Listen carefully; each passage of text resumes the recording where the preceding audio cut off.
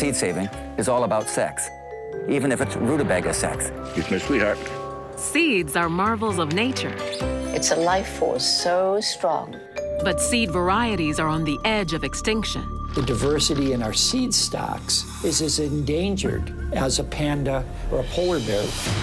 Filmmakers Taggart Siegel and John Betts reveal a frightening crisis across the globe. 90% of the seed that we use to grow our food is owned by chemical companies. So they don't just own the seeds, they own all of the offspring of those seeds forever. We need to save our seeds for the survival of our communities. We just don't have the time left. Once it's gone, it's gone.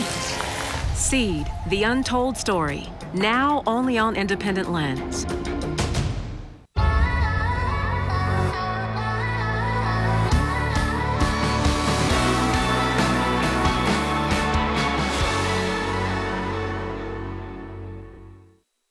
This program is made possible in part by the Corporation for Public Broadcasting, the John D. and Catherine T. MacArthur Foundation, the National Endowment for the Arts, and from contributions from viewers like you. Thank you.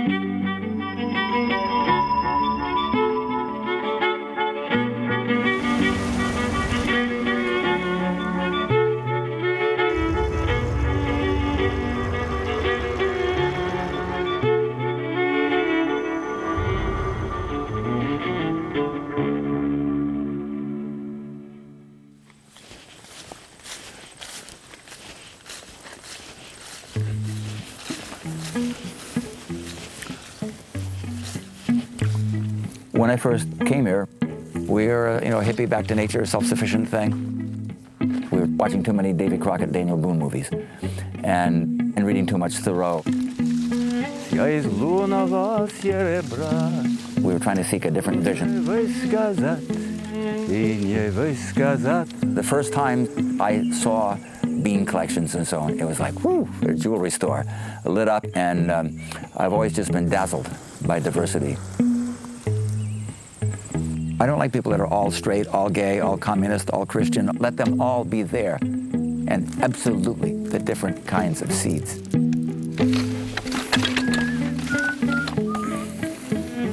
My great-grandfather was a farmer. Looking through our family photo album, I just wish that I could somehow step into that photo, say, hi, great-grandma, that's me, Billy, and can I have some of these? And because I know for a fact that 90-something% of the things are now extinct. They're my family, and they're gone. I have this horrible vision someday that the Creator would look down and come look around and say, well, where is this? Well, where did that go? I created this. Where did it go? How come it's not here? I see myself as Noah, not God. Noah didn't get to decide whether the crocodiles came on the ark or not, or the black flies. His job was to load them on, okay? That's my job. I have thousands of varieties that I'm maintaining. People of the future, plant breeders and gardeners, they will decide, what the heck did Will save that for? I don't get to make that decision. My job is to keep these all on the ark, keep them alive for 40 days and 40 nights until the flood's over. I may discover 10 years from now that seed will be in huge demand because it has in its genes some resistance to some disease which is only now evolving. In many, many cases, what I've got is not available anywhere else. It's my sweetheart. The year that I fail to grow a variety is the year it is lost to me. And in some cases, perhaps lost to the planet. Some of these things are right on the edge of extinction. We have this collection of several hundred potato varieties. Potatoes that are purple or black skin with yellow flesh, some with a purple skin hot pink streaks in them. We have in the collection is a variety of lumpers. Most of the Irish in the 1830s and 40s were growing lumpers, big yielder. And none of those varieties had any resistance to late blight. This is the potato that killed 1 million Irishmen because of the fact that there were 1 or 2 or 3 varieties that were totally vulnerable. This is the variety that explains why O is the biggest section of the South Boston phone directory. Genetic diversity is the hedge between us and global famine.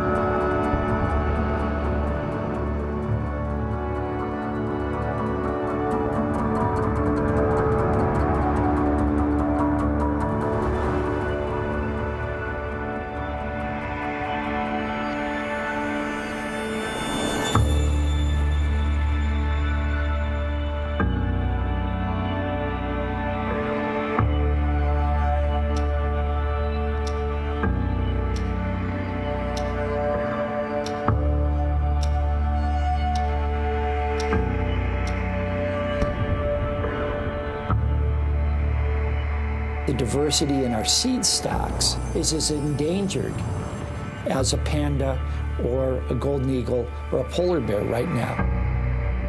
We have the largest seed shortage in history.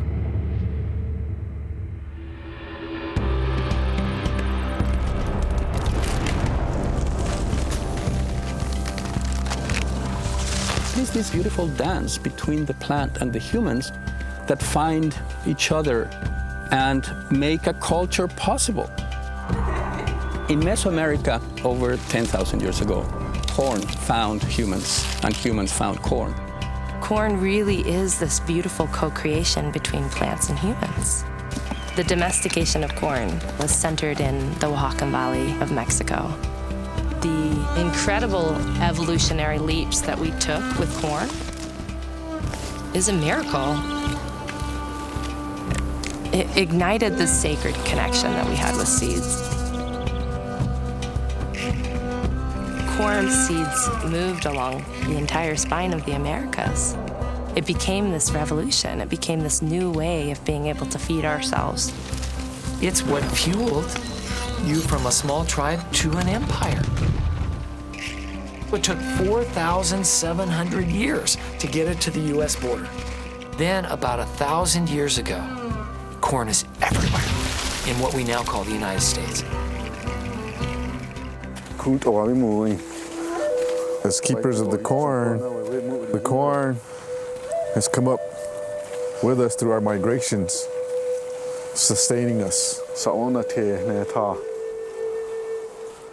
Our first mothers were the blue corn and white corn woman. This is my grandmother, my grandfather, my mom, my dad, my brother, my sister, my kids, my grandkids, and myself. We all are one.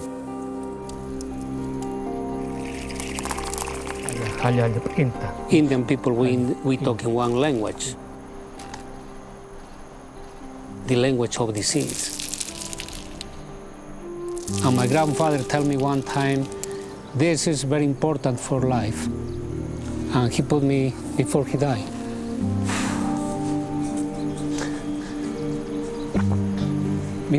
he put me full of the seeds in my hand, and he said, this is life. And put always in your pocket, because if you have seeds in your pocket, you can walk and you can eat the seeds. But if you have money, you cannot eat the money. When we have to eat, we give a little bit to the earth.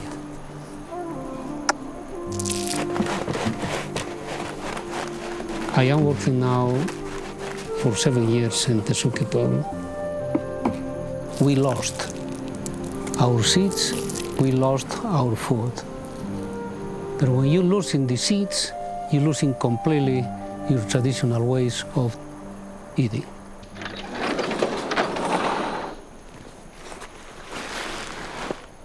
In all these bags you see, we have different type of the seeds. This trailer was no one seed.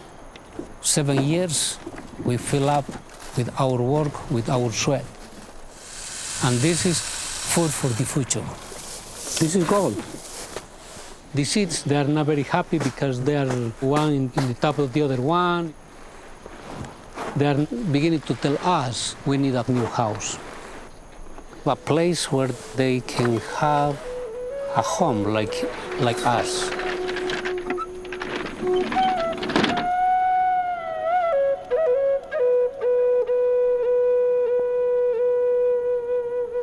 Native Seed Search is a seed bank. Most of the seeds came to us through Native Americans. As modern creatures, we're in debt to that. They were the last expression of these stewards going back thousands of years that took care of these things and made sure that we got them.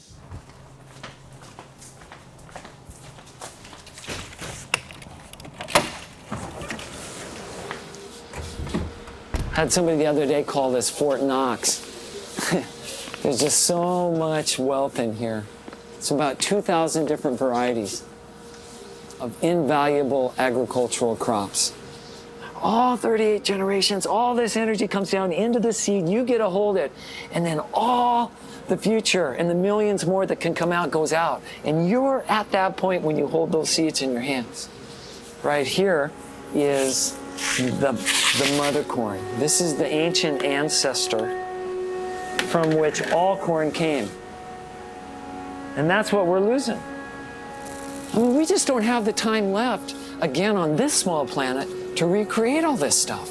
That's why it's so invaluable. Once it's gone, it's gone. Seeds are living embryos. They do have a lifespan.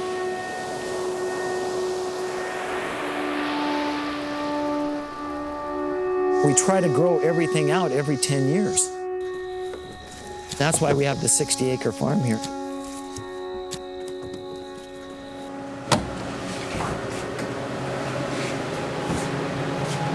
We are hugely vulnerable with all of those seeds. You think about crimes against humanity, blow up a seed bank in war. It becomes an immediate target to weaken a country. When we invaded Iraq, we destroyed that seed bank, and we destroyed that garden, and we destroyed that repository of the great ancient seeds that had been collected by that government for the benefit of mankind.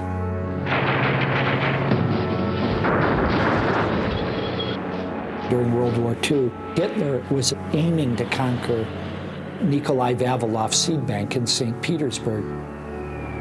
And the people associated with that seed bank holed themselves up in the building and kept those seeds protected, even though they were starving to death and missiles and bombs were landing all around them.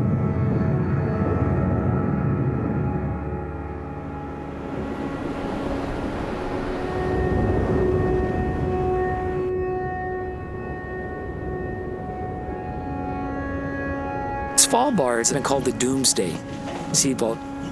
The idea was to have a backup, like the ultimate backup, just in case this seed bank is destroyed or there's catastrophic cultural and economic collapse. We see all the seed banks in the world looted just for food, and they need their seeds back. But the problem with it is that we think that we don't have to worry about this now. It gives a false sense of security. All the gene banks, they are all arcs. Ultimately, life does not go on an arc. I'm not confident that any of us have got something long-term in place that can weather the slings and arrows of outrageous fortune that might come our way.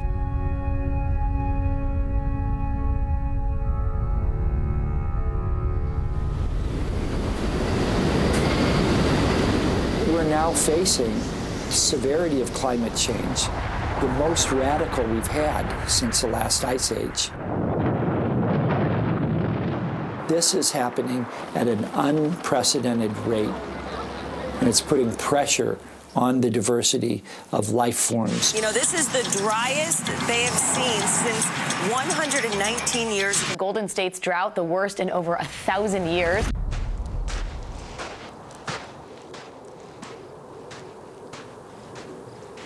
In northern New Mexico, we had a series of drier and drier years. Normally, this time of the year, we're going to get ready for planting, but where there's not any moisture, usually you'll hit a wet spot. A lot of the animals begin to feel the effects of the drought. They consume probably about a third of our corn and all of our beans, so it's tough for everybody.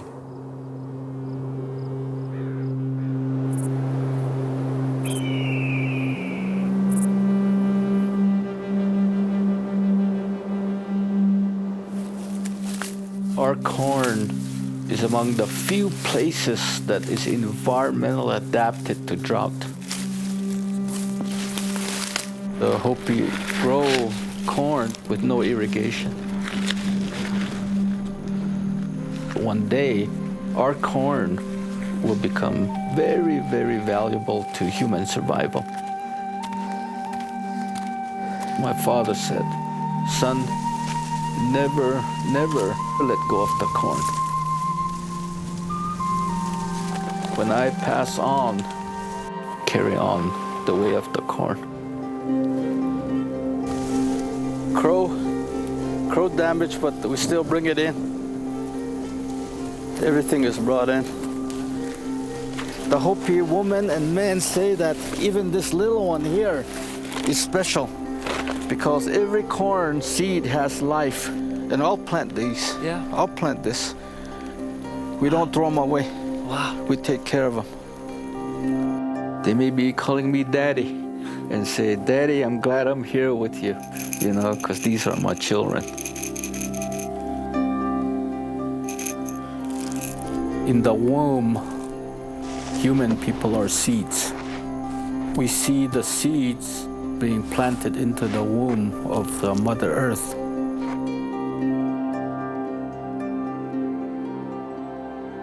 I was very, very fortunate when I was a child.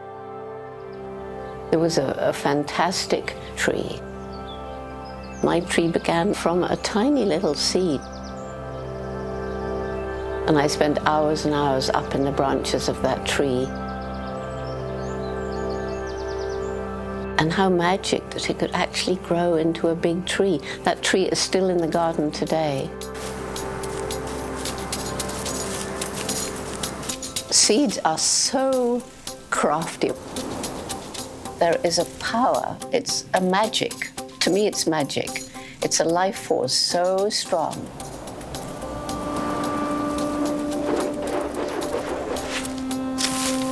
There are seeds that rely on fire. There are seeds that tangle up in the hair of an animal. They get carried for miles. There are seeds that can't germinate unless they pass through the gut of an animal. Darwin was amazed that a seed grew after it had been 21 hours in the stomach of an owl.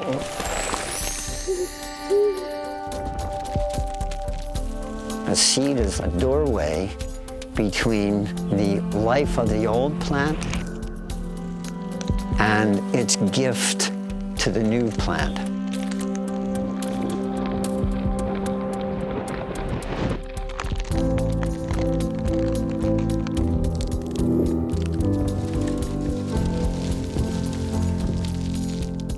Our teachers are the plants, and they're teaching us that they have to sacrifice themselves in order to be able to give something to the next generation.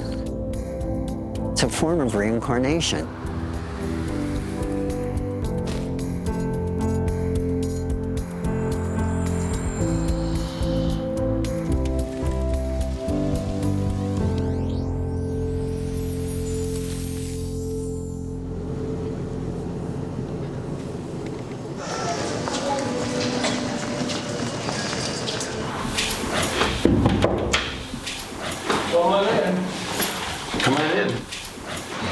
Hello, hello. Come on in. Welcome. Oh my gosh. Oh my gosh, this is amazing. Check it out. Check it out. This is how we roll. That's why they call me the corn. How you turn this damn thing They call on? me the corn hippie. Guys, this is unbelievable. There's so much corn here. I mean, right here in these bags right here. This one has 87. Oh my gosh, what in the hell is 87 different kinds of corn from Urubamba Valley. Oh my gosh. This is from the Sacred Valley. I get certified with a phytosanitary from the Peruvian government, and once we get it certified, then we're ready to ship it wherever we want to send it. Peeps, that's astounding. Look at that fava. For all the crazy people like me who sit there at night and look at bags of beans, it leaves us a mystery. This is so precious. No one even has an idea how much this. They're like jewels. They look like polished agates. Look at this one. Must be artistic genius of nature that allows this to happen. I gotta sleep with this one.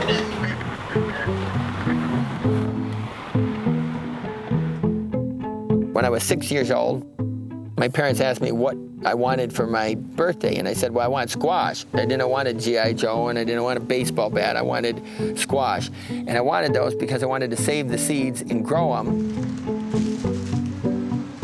My seeds are my kitchen table. My seeds are my way of sharing food with people all over the world. I've been to over 100 countries, collecting thousands and thousands of seeds. Here from Bolivia, looking like a speckled robin's egg. This bean here from Tanzania. One that's coming from Zimbabwe. A variety raised by the West Virginia hillbillies. And this exquisitely sculptured seed of a trichosanthes gourd from Vietnam. The seed is a time capsule. It's preserving things from the past, but it's also bringing things for the future. And this is, I feel I have an obligation to the world, whether that's unbalanced or not, to bring this appreciation to as big a swath of humanity as possible. This tiny little skinny tree with really large leaves is in the cacao family, same plants that produce chocolate, and this is just a distant relative of cacao that still hasn't been commercialized. What if there's all kinds of other seeds in nature that have the potential for food production? Way down there. Feel the end of it? Yeah. You hold it. This is what we just harvested.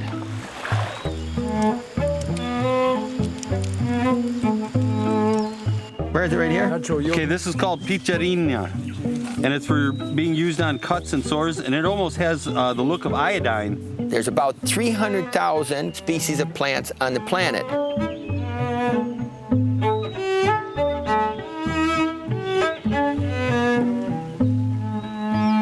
We come down to 30,000 different edible plants. Put them in your mouth like this, just kind of suck on them and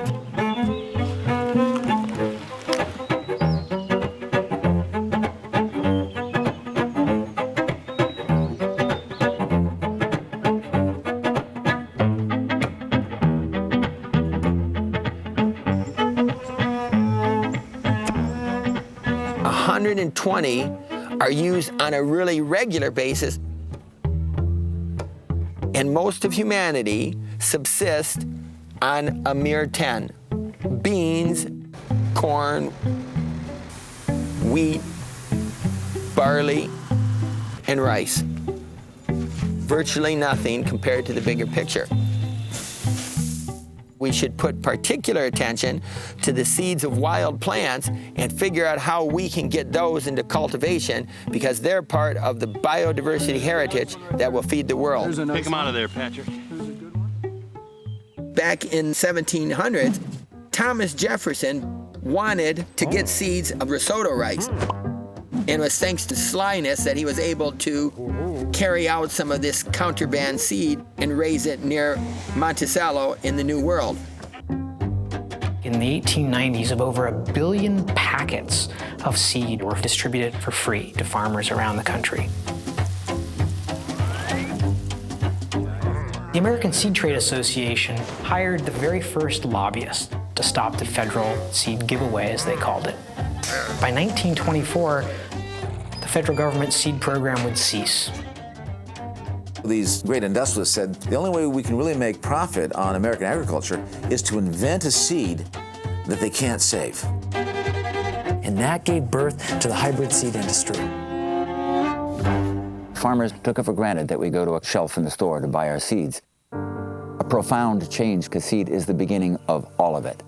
If you're relying on someone else for your seed, then it's like you're relying for someone else on your soul or something. This is where it all starts. To not control that part of it is a major abdication of control and responsibility, and yet we did it wholesale. It destroyed the natural seed banks and the seed practices of the farmers. Hybrid corn was the atom bomb of agriculture.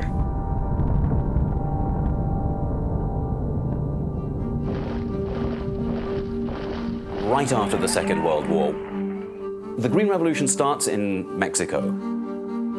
When you hear about the Green Revolution, people sometimes think, well, that's about windmills and, tofu-powered sandals or whatever it is. The green in the Green Revolution was never about environmental consciousness. The green was meant to be the opposite of a red revolution. This is about developing kinds of seed that matter for large-scale commercial farmers wherever they are, to provide cheap food so that people would remain capitalists and would not riot and become communists. The Green Revolution was taking this rich knowledge of peasant farming that evolved over millennia and tossing it into the dustbin of history, replacing it with modern industrial agriculture. Seeds of the Green Revolution, what are called the miracle varieties, they were bred for taking up more chemicals. The hungry industry of war chemicals, wanting to deploy these chemicals as agri-chemicals, trying to push chemicals into agriculture. 90% of the seed that we use to grow our food is owned by chemical companies, by pesticide and pharmaceutical companies. Now there's a huge conflict of interest. When the chemical companies own the seeds, they not only want you dependent on the seed as a farmer, but they also want you dependent on their chemicals. We use 80 million pounds a year of atrazine just in the US. Atrazine leads to promoting breast cancer. It's associated with miscarriages and birth defects. We should have learned this lesson way back with DDT. And we're just learning it over and over and over and over and over again.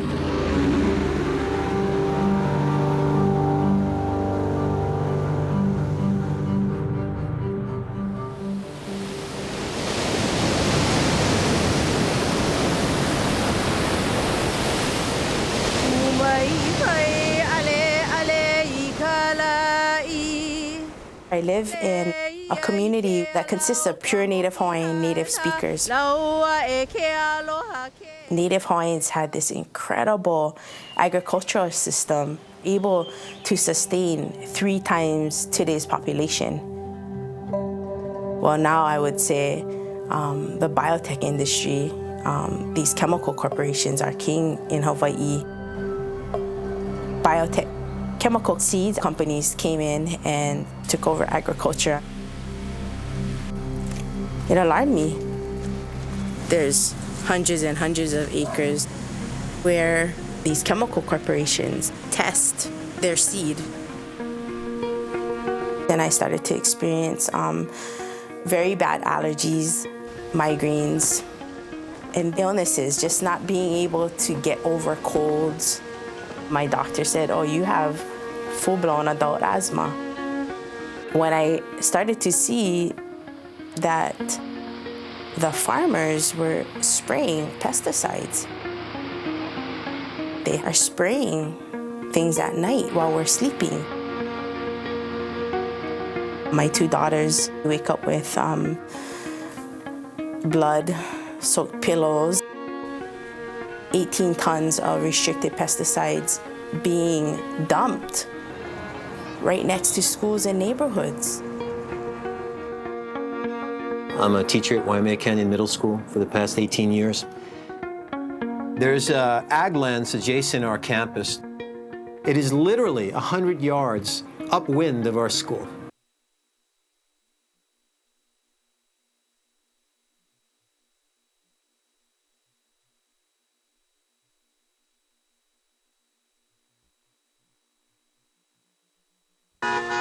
There was chaos on campus. It was horrific. There wasn't enough room in the health room. About 140 children were seeking assistance.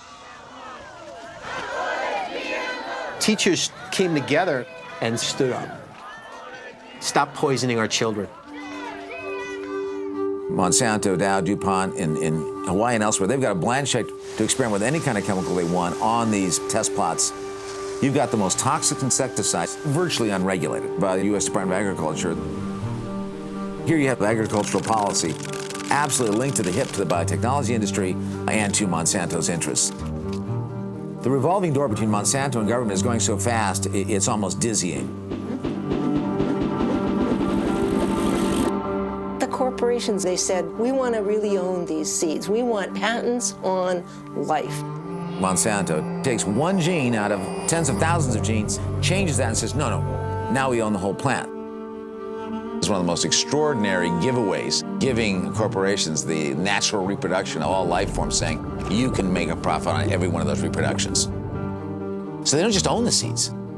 They own all of the offspring of those seeds and patent them forever.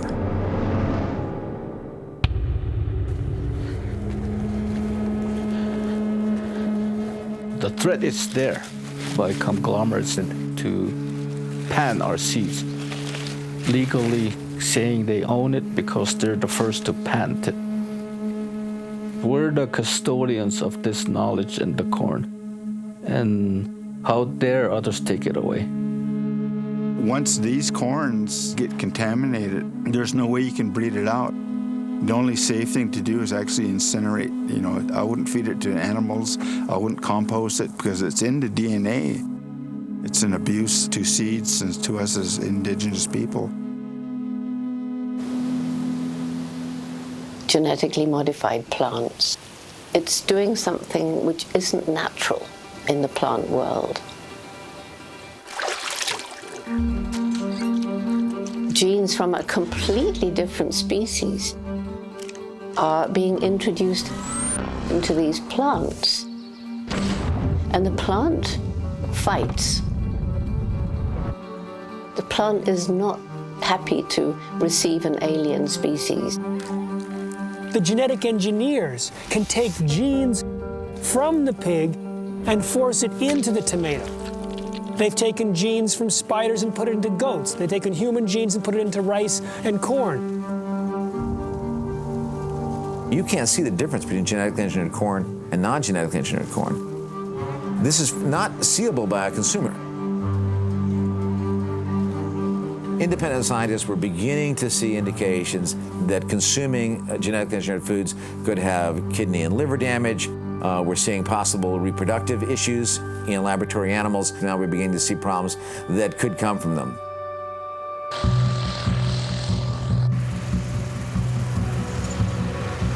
Wheat was the holy grail for companies like Monsanto. If they could have had all the wheat in the United States be genetically engineered, that was really the holy grail. Wheat farmers decided we did not want them to release a genetically modified wheat. We don't have to take the chance to fool with the genetic modified plants. And we said, no, we don't want it, and now we've got it. We thought this had been put to bed. We thought those wheat seeds had been destroyed. Apparently not. The Department of Agriculture have told us, don't worry, we can keep these seed trials confined. And time again, they have failed to do so, and they have escaped. Once you take that stuff out of the laboratory, there's 1,000 things that can go wrong that lets that seed get away. As far as a duck can fly, they eat seed and they excrete that seed, and that seed grows in a place where it wasn't intended. You can't pull it back. You can't put the toothpaste back in the tube. International wheat markets shut down for months. That cost farmers hundreds of millions of dollars. USDA opened an investigation. They have never been able to discover how the genetically engineered wheat got in the farmer's field. If our wheat is contaminated, I'm out of business. When seed started to become a patented property sold by corporations, you destroy seed freedom. Monsanto started to buy up Indian seed companies. 60 Indian seed companies can only sell Monsanto seeds. The companies will take video vans into the villages. They had every Indian epic, and they would very cleverly sell the seeds. So Hanuman is carrying white gold, the seeds of Monsanto. So when Hanuman comes as a salesman of Monsanto, they believe in them. So that was the first strand through which they took over. Then they also told the farmer, why are you using these old seeds? Sell them to us. In one season, this thing they call seed replacement has destroyed the entire native seed supply. You have a seed dictatorship established. Then the farmer can't get out. We could have very, very large-scale famine, but unlike all famines of the past, no resurrection. Because every famine of the past, seed was always there. This time's famine will be based on a seed famine.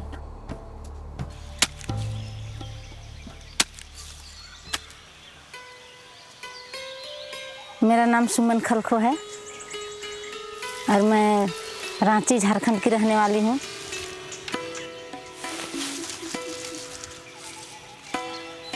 बेटी हूँ, मैंने पली बढ़ी हूँ। बाबा विकलांग है तो उनको हमारे पास बहुत बीज हो गए, उनको हम कहे कि माँ को बीज बचाना, उनको कोई इंटरेस्ट नहीं था, उनको चुपके से लाते थे। मेरी माँ को पता नहीं चलता था कि वो बीज लाई है या तो लोग रासायनिक खाद के बारे में बताते थे कि ऐसा खाद डालने से खेती अच्छा होता है, पौधा अच्छा बनता है, ऐसे बोल के। पहले तो मेरे भैया ने लोगों को देखते थे कि वो लोग केमिकल खेती कर रहे हैं, तो उनसे कि जब मेरे भैया ने बोले कि केमिकल करेंगे तो था कि नहीं, केमिकल करना नहीं है। बोले तो वो मानने के लिए तैयार नहीं थे कि उनसे नहीं होगा खेती। हम लोग को भी कर्ज में डूबना पड़ेगा। मैंने दिल तक अंदर से चोट लगा था। मेरे बड़े बाबा लगते थे, बैंक से लोन लिए थे, बीज खरीद के खेत में डाले, बारिश अच्छी नहीं हुई तो उनका फसल नहीं हुआ, तो उनको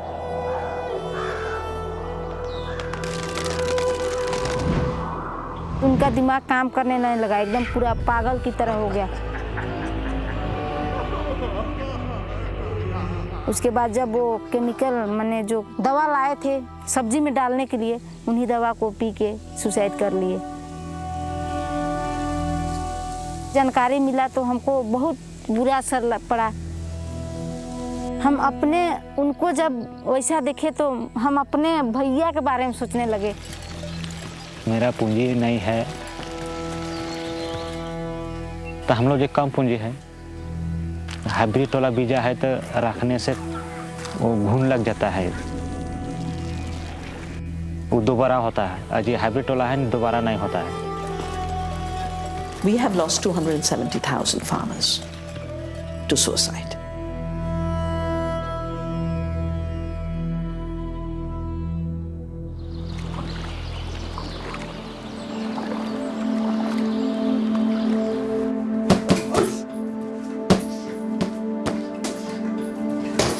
The future of Hawaii is all at stake. Everything I love is being threatened.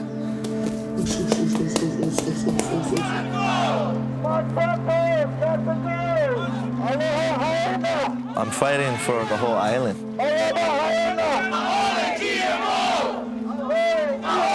Say something or die. 6,000 people, they're out of the love of their heart. For our children, for our land. These chemical corporations occupy lands that are considered very sacred to Native Hawaiians. Our land, our aina, and everything that comes from it, that's our ancestor. there really will be nothing left for our children if no one is willing to speak up.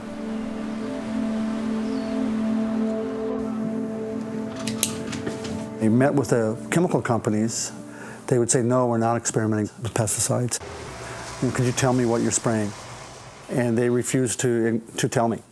The more these companies would lie to me, I had to do something.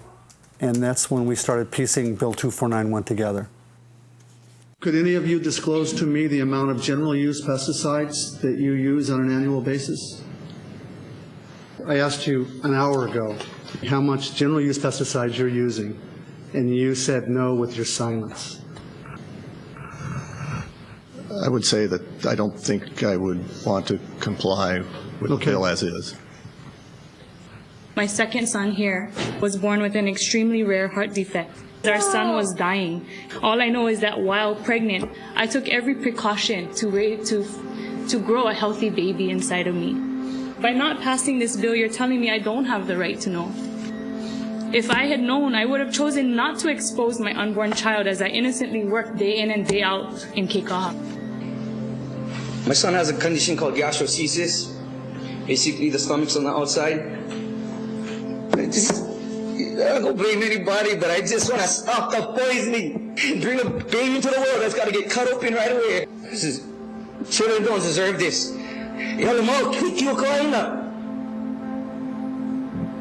The trust is gone for these companies. The trust is gone. And I don't know how they're going to gain the trust back other than backing this bill and working with the community.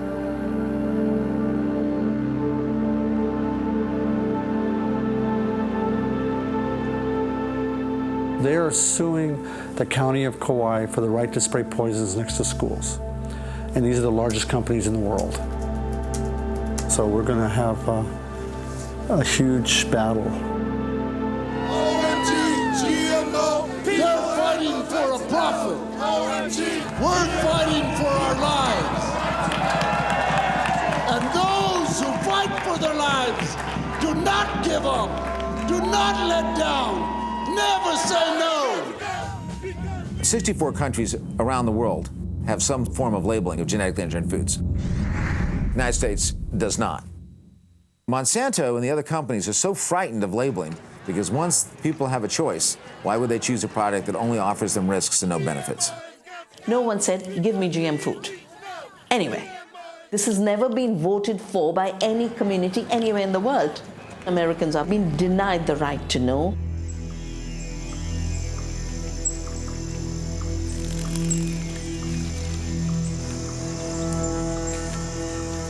Took inspiration from Gandhi. Gandhi had dealt with the smaller imperialism of the British by taking out the spinning wheel. And he said, we will be free, we will spin our own cloth.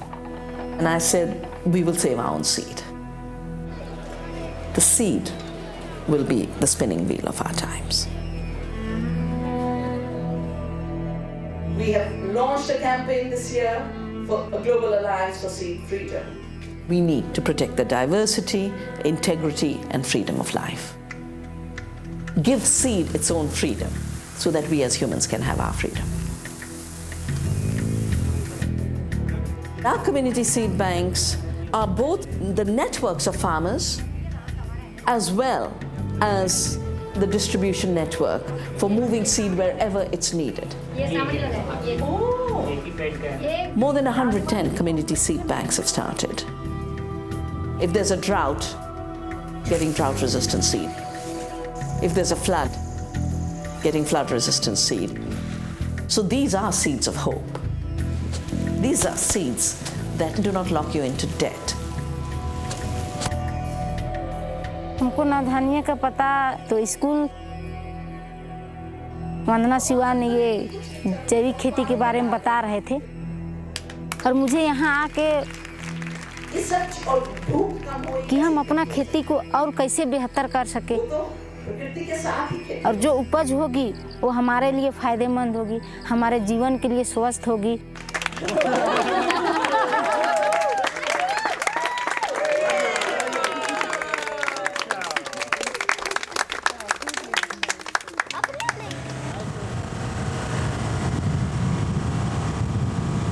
You know, there's that Garth Brooks song, The Rodeo. Well, for me, the rodeo is going out into the wilderness and finding things to eat. It's like an obsession that never ends. Big, huge treasure hunt. When people say, how do we feed a hungry world? What about the wild things? The devil's claw. We don't want to get the sap. Holy moly! This is a male plant! So this baby is pollinating somebody else. Let's see who it's pollinating. Look at him there! Look at the little watermelon! I've been waiting to get these seeds for probably 15 years. And you would not imagine that this would grow out in the desert. So a seed in this case is extremely precious. And what does that mean? It's worth as much as gold. This is called the Gemsbach cucumber, and these are one of the treasures of the desert. It should be edible. Now, if they're green, what I've heard is they're gonna burn the crap out of your mouth. You gonna try the first one? Do we have a spoon? Oh, look at that. Okay. Sweet? What's it taste like? Tastes terrible. Does it taste bad? Yeah. Oh, you got to poke a hole in them so they don't explode. Look at that.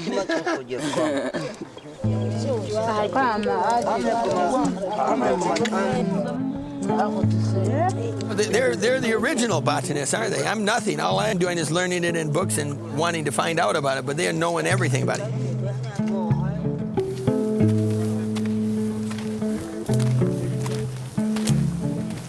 It's bigger than he said, probably. There's a group effort digging up this monster.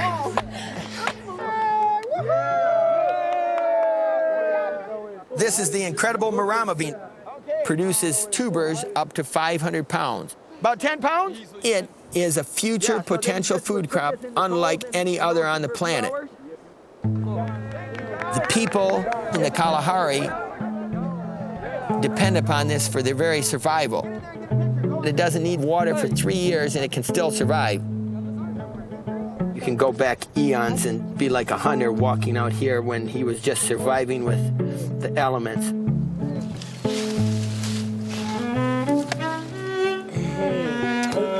Strange thing to get impressed with, but I'm impressed. We do have a beautiful world. And something like this, to me, it's just a marvel of the planet we live on. Дорогой дальною, да ночью лунною, да песней той, что вдалеке звенят.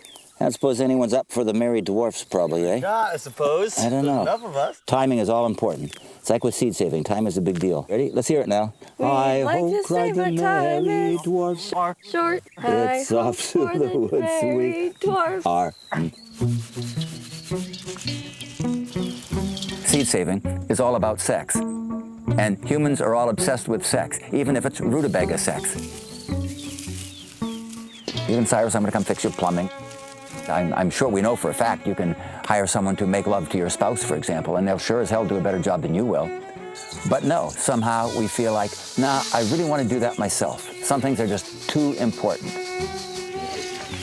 This is right up there with making love to your spouse.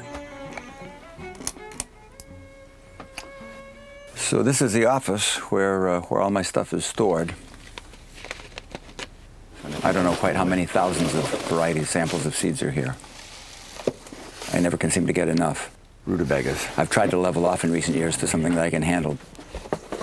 Sometimes thought that if the house were to catch on fire and I had to do something very, very quickly, hopefully I would first make sure that all the family were safely out. But somehow I'm deep inside, I'm afraid that I would probably rush in here, smash out the windows and start throwing boxes of seeds out to the firefighters and hope they understood what to do with them, don't turn the hoses on them or something.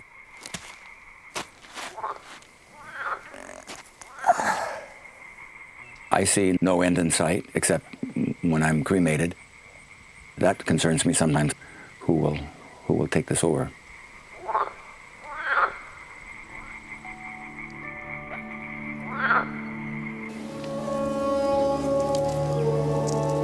ये सब करने में हमको तो 6 साल पूरा लग गया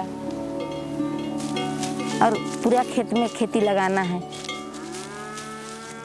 मैंने वही निर्णय लिए और मेरा भैया को अपना बीज बचाना चाहिए। भैया मान गए तो हमको ये तो खुशी की बात कि हम वहाँ जाएंगे और इसको जो सीखे उनको मैं पूरे अपना क्षेत्र में फैलाना चाहती हूँ। बस कोई किसान के पास जो हमारे पास जो बीज है वो बीज दूसरे किसान के अपने एक दूसरे को हम अपना बीज मदद कर सकते हैं।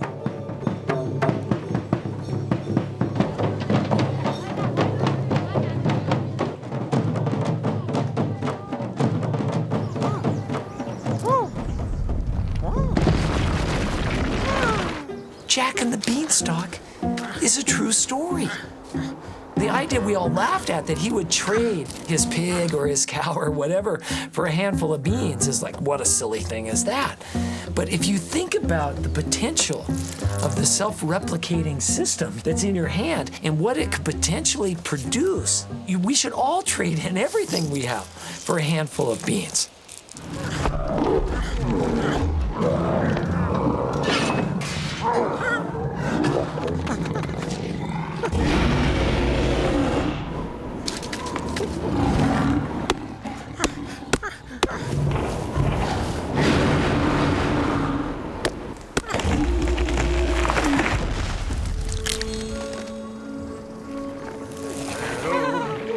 I woke up one night about 3 o'clock in the morning. I sat up straight in my bed and I went, oh, seed school. We got to teach this stuff. We got to open up a space and teach them what we know. I'm going back to the 10,000-year-old way of doing it. To have everybody everywhere saving and storing and sharing their own seeds. When we teach about seeds, we rewrite ourselves back into that evolutionary dance between plants and humans. We initiate a whole new generation of people who care for life. Since the seed's asking to be spoken for again. As a Mohawk woman, seeds embody this sense of hope for the future, that we could create something different, a new paradigm for our children. We have to make that promise to the corn that we will nourish ourselves from it, but we will also give back.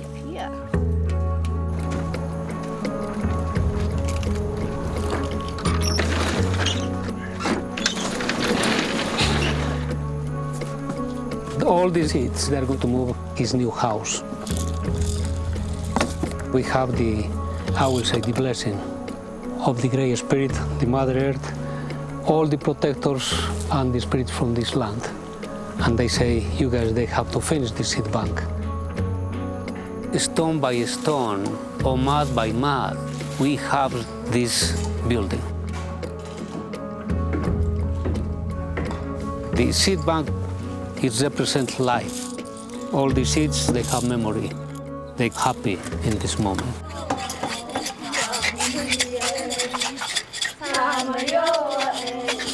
Those young men and women are carrying on the tradition of our community. And I see the young people happy. And the corn is happy. The birds are happy. Because that's who we are. It's time for us to take back that manna. It's so important to get back to our food source. Take back that ability to self-sustain, as our ancestors once did. This food forest here could feed hundreds of people.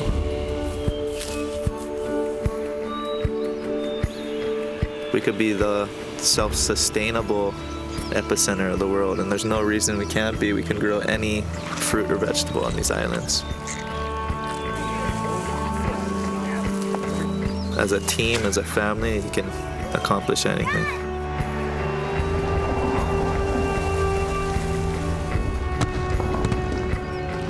And we went from this much diversity, took 10,000 years to create, down to this pinch with only 4% left, and we're right here, right?